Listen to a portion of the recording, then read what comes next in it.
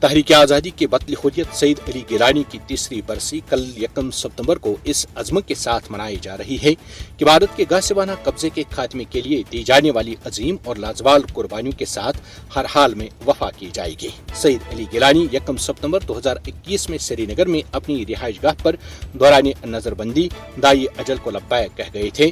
انہیں بھارت نے 2010 سے مسلسل اپنے گھر میں کھانا نظر بند کر رکھا تھا۔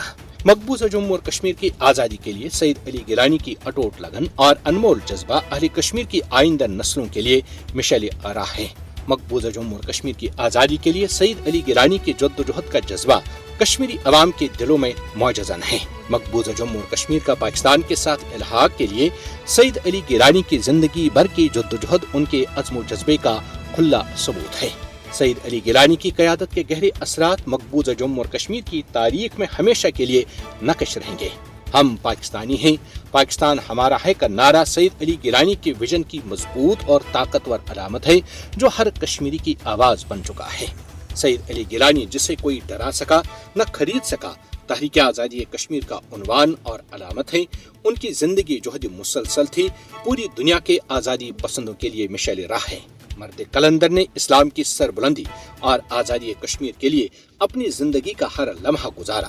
ان کی ہر ادا غاصب بھارت کے خلاف برسر پیکار اہل کشمیر کے لیے معراج نور تھی اور رہے گی۔